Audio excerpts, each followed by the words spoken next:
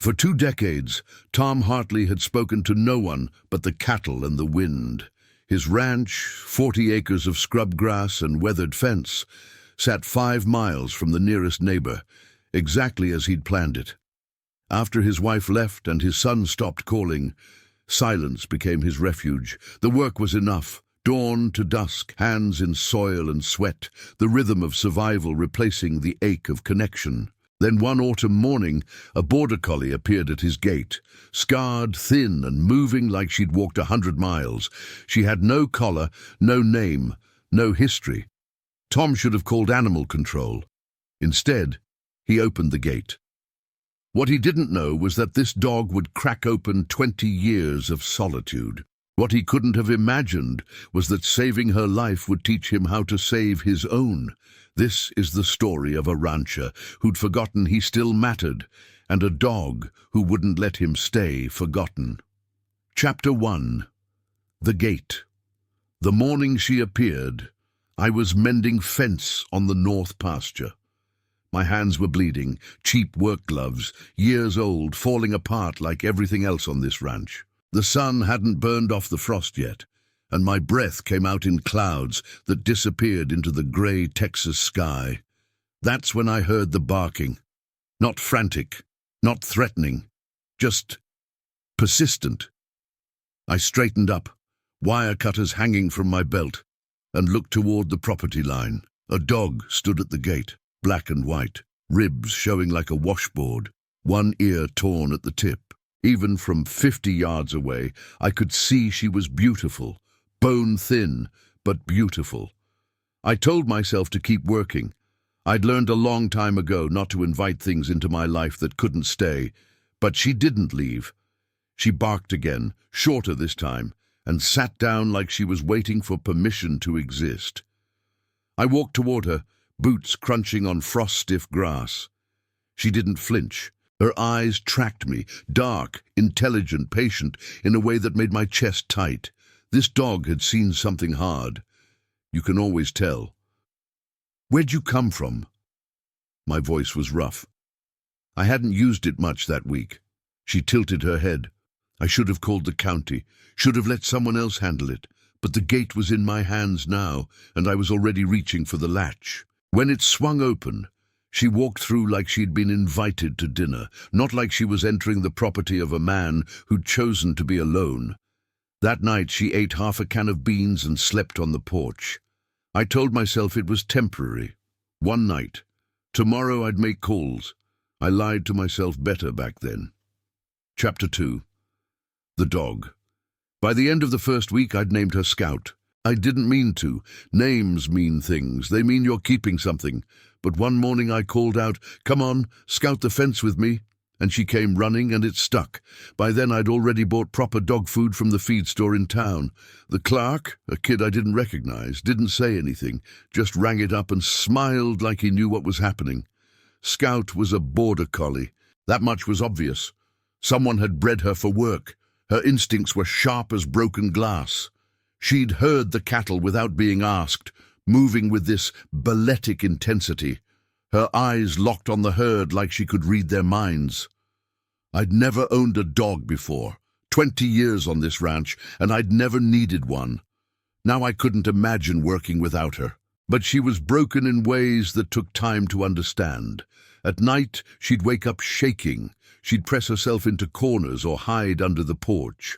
Once, I dropped a wrench, and she yelped like I'd hit her. Someone had hurt her. Someone had done damage that didn't show in a simple scar. I started talking to her while I worked. Nothing fancy, just narration of the day. "Going to fix the south fence today, Scout. Probably take until sundown. You want to come?" She always came.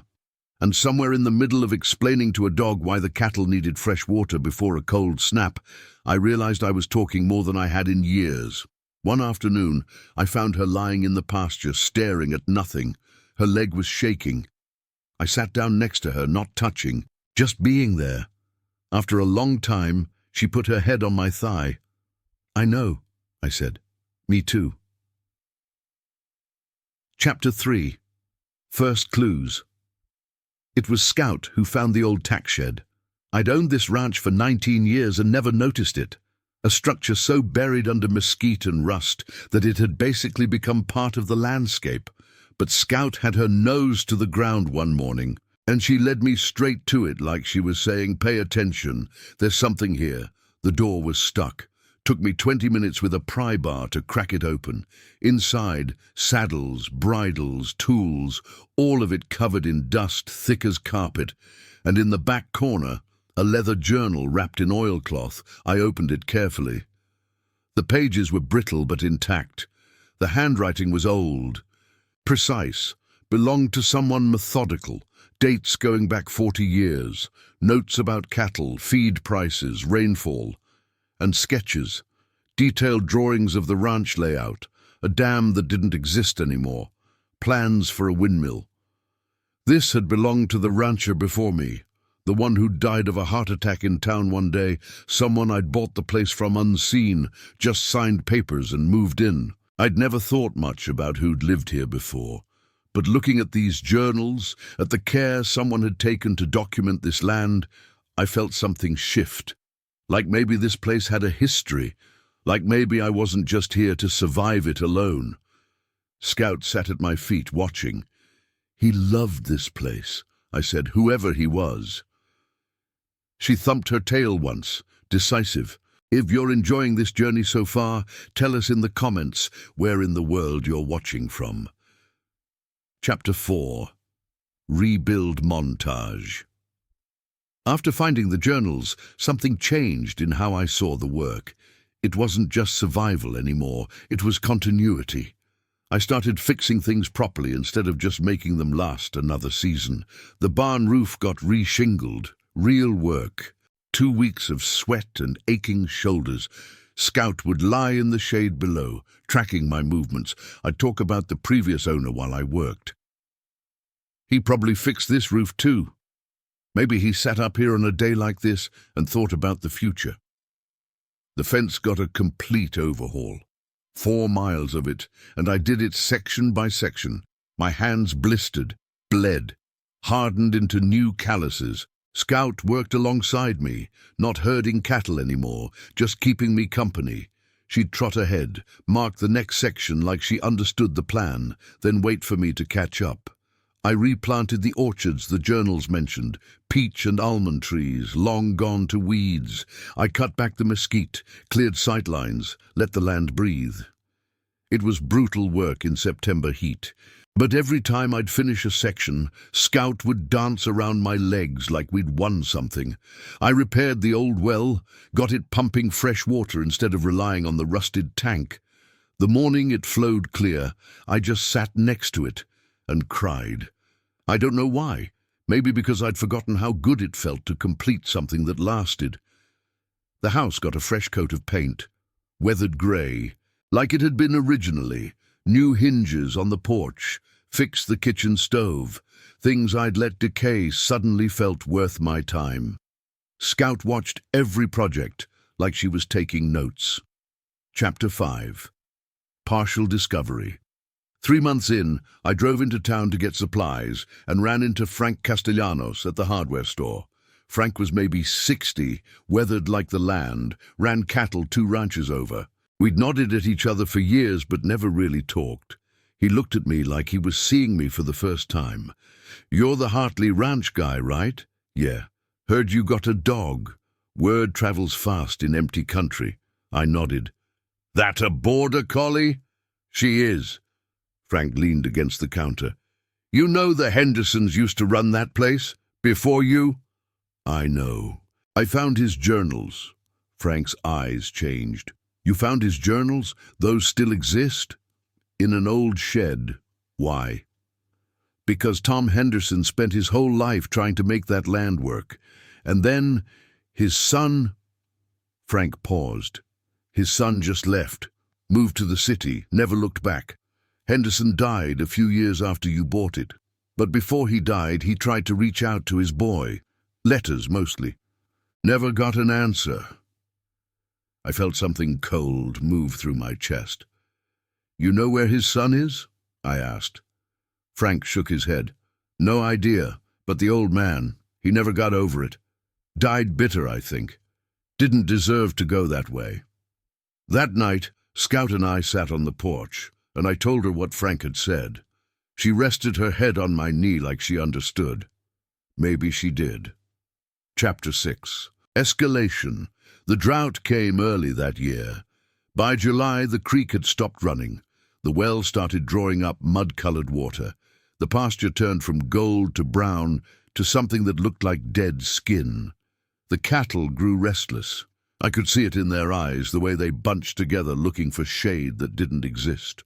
I started hauling water from town 3 times a week. 50-gallon drums in the bed of my truck, watching it slosh over the sides, knowing it wasn't enough. Scout stopped eating properly. She'd pick at her bowl, then lie in the shade with her tongue out, barely moving. One night, she didn't get up when I called her for the evening walk. I found her under the porch, breathing shallow. Her temperature was 104 degrees. Dehydration, maybe heat stroke. I wrapped her in wet sheets and rushed her to the vet in town. 30 miles, pushing the truck too hard, my hands shaking on the wheel. Dr. Chen kept her for 3 days, IV fluids, monitoring. When I picked her up, Scout was weak and moving like she was made of glass. The bill was over $2,000. I stood in the parking lot looking at the invoice, and the math went through my head. I could sell off half the cattle. I could call the bank and renegotiate the line of credit, or I could let her go. Instead, I drove home and decided I didn't care about the money anymore. If this rural redemption story has you hooked, hit like. It helps us keep these true-to-life tales alive. Chapter 7. Second Discovery. While Scout recovered, I started reading Tom Henderson's journals properly. Not just the cattle notes, the personal entries. Scattered through the years, short lines. Sarah left today. She said I chose the land over her. Maybe she's right. And later, Michael called. First time in 6 months. Told him I wanted to see him.